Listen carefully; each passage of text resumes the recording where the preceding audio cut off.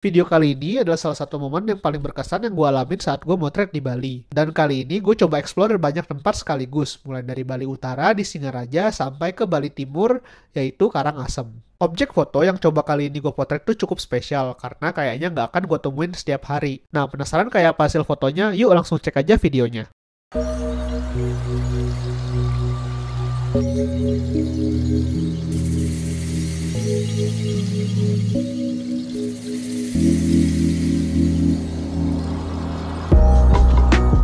Perjalanan gua dimulai ketika gua harus pindah penginapan dari Kintamani menuju Singaraja, tepatnya ke Lovina.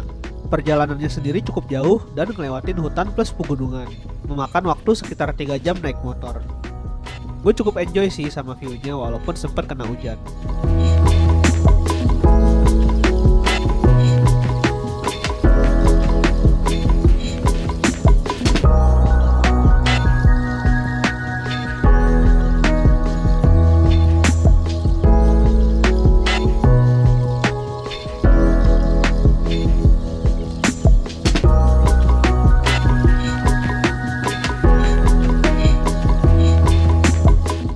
Sesampainya di penginapan, sorenya gue mampir ke pantai yang lokasinya persis di belakang hotel gue.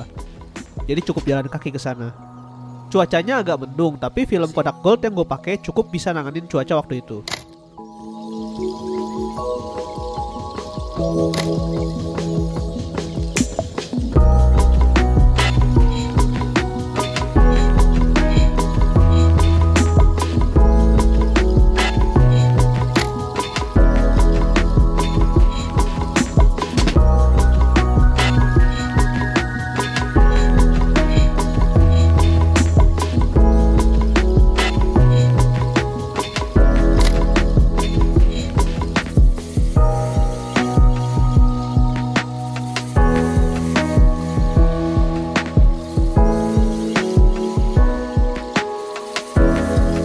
Pantainya sepi, tapi objek foto yang gua ambil di sana cukup menarik, kayak foto anjing dan pemiliknya ini.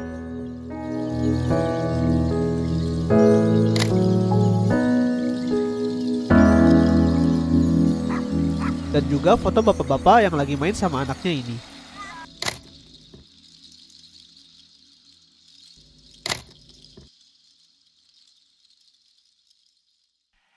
Pagi harinya gue pengen ngelakuin hal yang udah gue tunggu-tunggu semenjak gue datang ke Bali. Lovina itu terkenal sama lumba-lumbanya. Dan ya, pagi ini gue pengen ngeliat lumba-lumba loncat-loncat dan sambil main-main di permukaan laut. Agak deg-degan juga sih sebenarnya, takut nggak muncul. Tapi karena cuaca lagi cerah saat itu, kata pemilik kapal yang gue naikin, katanya kemungkinan besar sih bakal muncul. Gue berangkat sekitar jam 6 pagi dari pantai menuju ke tengah laut untuk nyari lumba-lumbanya. Nah, film pertama yang gue pakai itu adalah Kodak Portra 400. Menurut gua ISO 400 cukup banget sih untuk high speed pada kondisi yang lagi terang gini. Dan masih dapat foto sunrise juga nih kayak gini.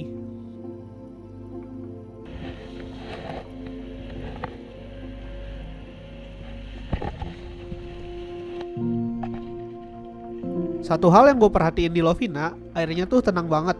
Gak ada ombak gede yang gimana-gimana. Beda sama pantai-pantai lain yang ada di Bali.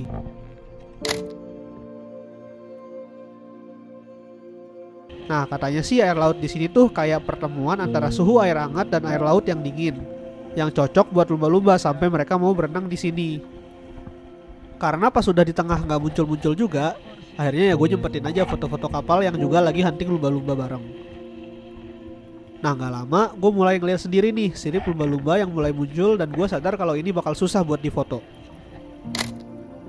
Pertama, munculnya itu unpredictable. Dia bisa tahu-tahu deket dari kita dan tahu-tahu bisa juga jauh. Dan kedua, gerakannya tuh cepet banget.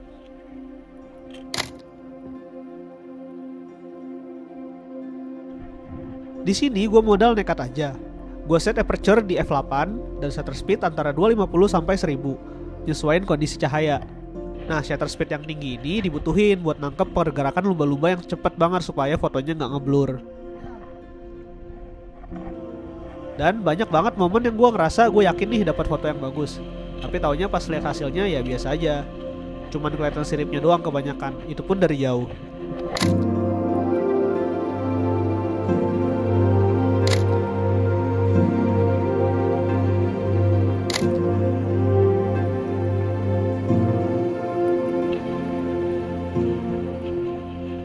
Nah di foto ini gue telat jepret pas lumba-lumbanya loncat persis di depan mata gue.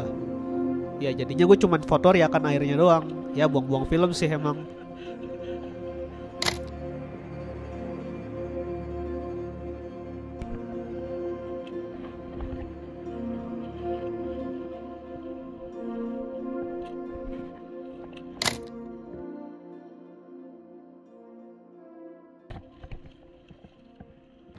Tapi di foto ini lumayan lah dapat, walaupun secara komposisi gue kurang suka.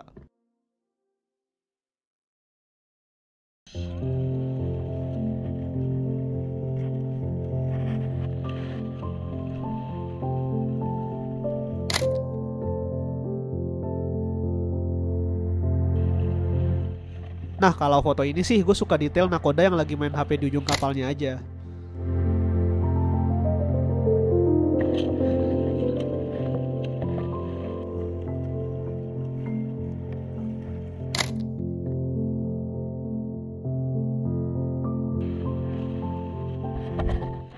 Nah di kesempatan yang ini gue pengen nyoba foto awan yang lagi bagus banget saat itu. Dan tentu aja gue metering di highlightnya. Bisa dilihat dari hasil fotonya kalau detail kapal di bawahnya itu jadi hilang. Tapi gue suka karena jadi kayak siluet gitu. Dan ini adalah foto lainnya yang jadi favorit gue. Dan menurut gue foto ini kayak lukisan sih hasilnya. Lalu ini adalah foto terakhir yang pakai Kodak Portra 400. Nah lanjut gue langsung ngeload film baru yaitu pakai Kodak Vision 500T. Sengaja pakai high ISO untuk ngejar speed yang tinggi. Di film kedua ini gue sedikit lebih beruntung sih.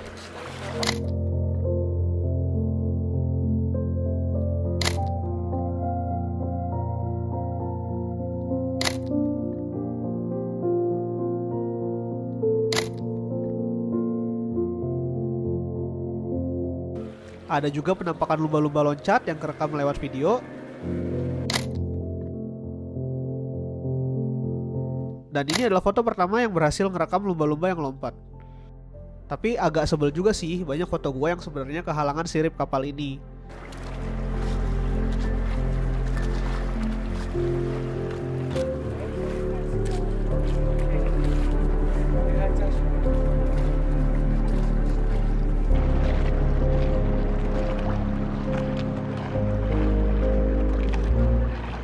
Dan gak lama gue berhasil dapetin 3 foto ini.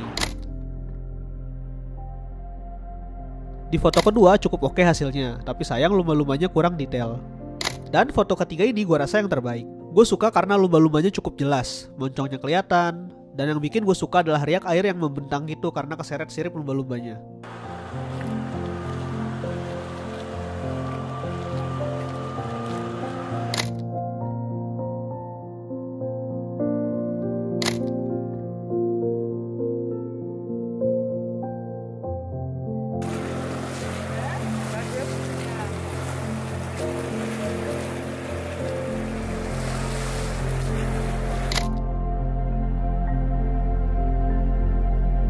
Nah pas filmnya udah habis, gue langsung ganti pakai film Kodak Vision 200T yang remjetnya udah hilang.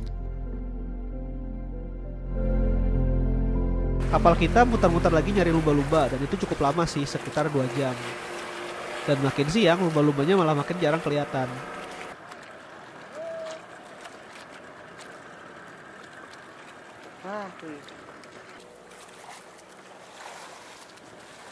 Gue lalu ngedapetin salah satu foto terbaik gue, yaitu pas lumba-lumbanya muncul ke permukaan kayak gini.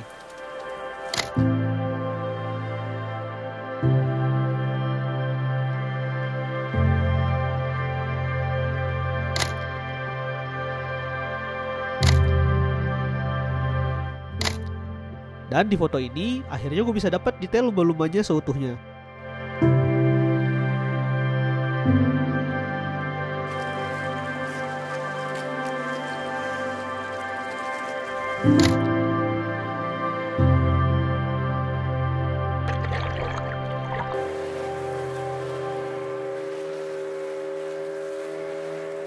Siang harinya gue pergi ke dapur Bali Mula yang lokasinya ada di Desa Les, Singaraja. Tempatnya sendiri agak jauh dari Lovina, mungkin sekitar 30-35 km. Nah, tujuan utama gue kesini itu adalah untuk makan masakan tradisional Bali sekaligus melihat proses pembuatan arak Bali dari buah lontar. Dapur Bali Mula ini dibuat oleh Chef Gede Yudiawan. Kebetulan pas gue kesana beliau lagi nggak ada. Chef Yudi sendiri merupakan seseorang yang disebut jero mangku dalam suci di Desa Les. Ini membuat dia harus tinggal di sana dan mengabdi di desanya. Bentuk pengabdian itu ia salurkan juga di Dapur Bali Mula, di mana bahan-bahan masakan yang ia racik semuanya berasal dari hasil pertanian dan laut yang ada di Desa Les. Sembari nunggu makanannya disiapin, di sana gue ngeliat proses pembuatan araknya dulu. Gue sendiri lupa detail prosesnya itu kayak gimana. Tapi yang jelas intinya nira dari buah lontar itu dipanaskan selama sekian lama.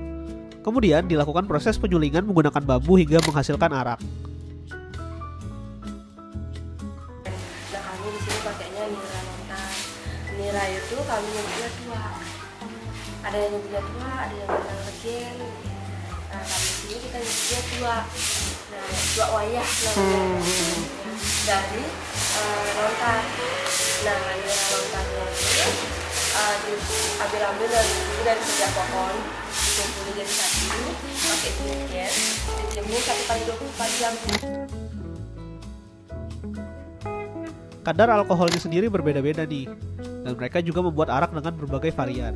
Nah, salah satunya itu dicampur dengan buah mangga. Nira lontar, cuma nira lontarnya nggak ada kadar alkoholnya. Nah, ada juga tiba-tiba dia mendarah sendiri, mengkristal sendiri jadi jam, kayak jam gitu.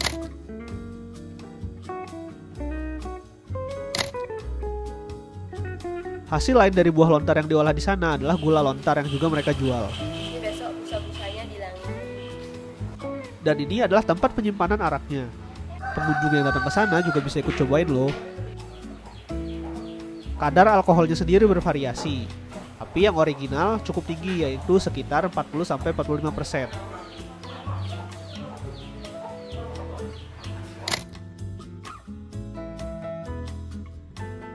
Hal yang unik dari Dapur Bali Mula ini adalah kita sendiri nggak bisa ngelihat menu dan pesan mau makan apa. Setiap hari masakannya pasti berbeda-beda, tergantung dari bahan apa yang tersedia saat itu. Tapi satu hal yang pasti nih, semua makanannya itu enak semua. Setidaknya itu sih yang gue rasain dari semua menu yang gue coba waktu itu. Ya mirip-mirip juga sih sama konsep open kitchen. Kita juga bisa ngelihat proses pembuatan masakannya.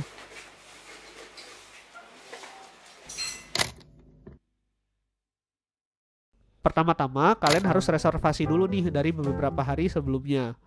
Dan uniknya pembayarannya itu sistemnya donasi. Jadi nggak ada patokan harga untuk tiap makanannya. Jadi pengunjung tuh bisa bayar seikhlasnya. Dan dari yang gue baca-baca, prinsipnya Chef Yudi ini keren banget. Bagi dia tidak semua berdasarkan uang. Dia cuma nganggep bahwa kata dapur itu sifatnya kan pribadi, tidak ada untung atau rugi. Dan katanya kerja itu harus ikhlas, karena rezeki itu nggak akan ketukar.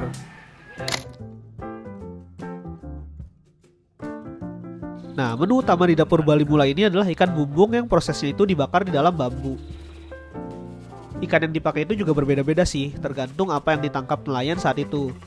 Kebetulan yang dibakar kali ini adalah ikan barakuda. Jujur ini enak banget sih, dan smokinya tuh berasa. Menu kedua adalah sate lilit dari ikan tuna dan ikan barakuda, lengkap dengan sambal matah.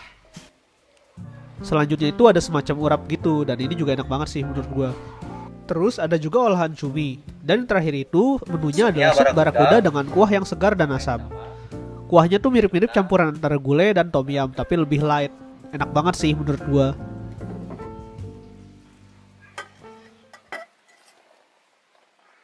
Nah, abis selesai makan, siang menuju sore gue pergi ke daerah Bali Timur di Karangasem. Tepatnya di Savana Tianyar. Ini adalah roll Fuji C200 terakhir gue. Dan gue mau coba shot di Savana Tianyar. Dan gue ngerasa kayaknya cukup oke sih. Dia masih dipakai di cuaca yang terang walaupun agak berawan. Oke, kita lihat dulu ya. Udah lama banget gue pengen kesini sejak video Bali gue yang pertama. Tapi gak sempet-sempet karena lokasinya sendiri agak jauh dari Seminyak. Kondisi foto saat itu juga boleh dibilang kurang ideal karena lagi mendung. Jadi suasana savananya tuh kurang dapat menurut gue.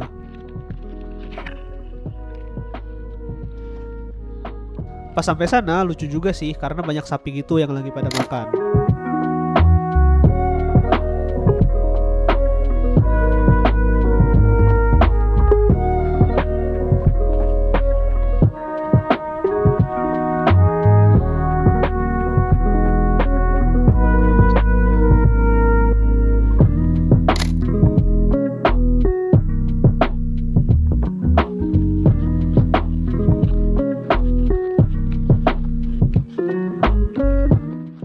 Fuji C200 adalah salah satu film yang hasilnya masih tolerable kalau lagi mendung.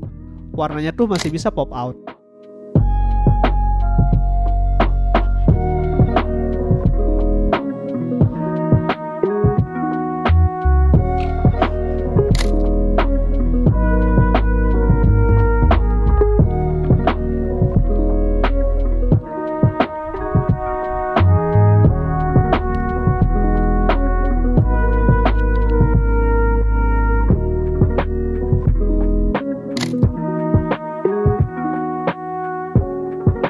Nah, habis foto-foto di satu tempat ini, gue mutusin untuk maju lagi agak ke depan karena setahu gue tuh di sini ada kuda gitu.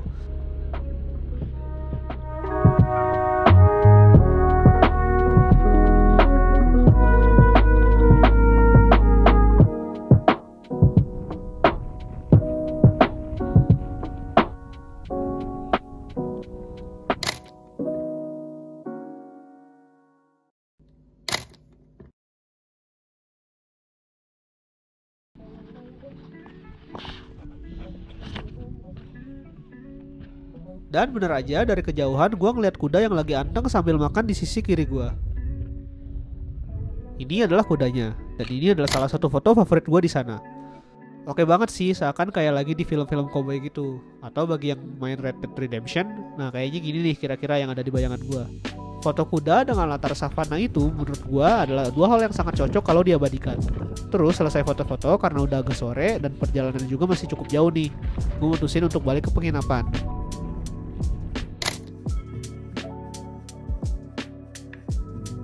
Tapi sebelum itu gue nemuin tempat untuk tambak garam. Gue lupa lokasinya di mana, tapi di antara perjalanan dari Tianyar menuju Desa Les. Dan sore-sore ternyata masih ada masyarakat setempat yang lagi menambak garam.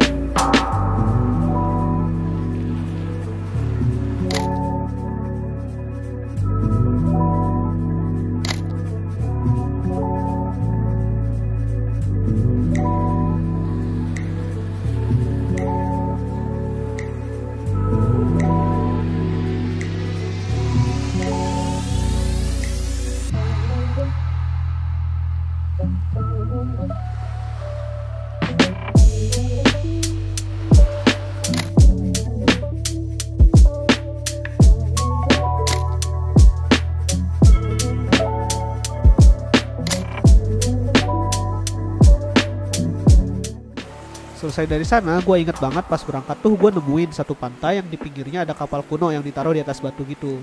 Dan itu sangat menarik perhatian gue. Dan ternyata nama tempatnya adalah Pura Ponjok Batu. Dan ini adalah foto kapalnya.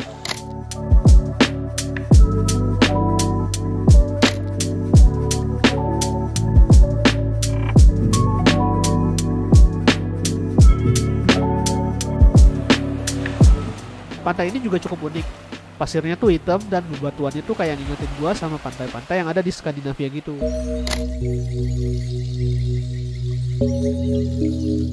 Coba aja nggak ada pepohonan, gua rasa fotonya cukup meyakinkan sih.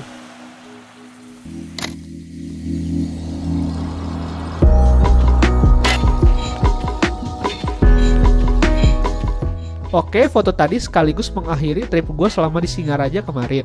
Ya bisa dibilang sebenarnya ngerjain video seri kayak gini tuh cukup melelahkan, cuman gue enjoy sama prosesnya dan hasilnya. Nah kalau kalian suka videonya jangan lupa like video gue, dan kalau misalnya kalian punya komentar terkait foto-foto gue kali ini, kalian bisa kasih komentar aja di kolom komen. Dan jangan lupa juga subscribe bagi yang belum, dan sampai jumpa di video-video gue berikutnya.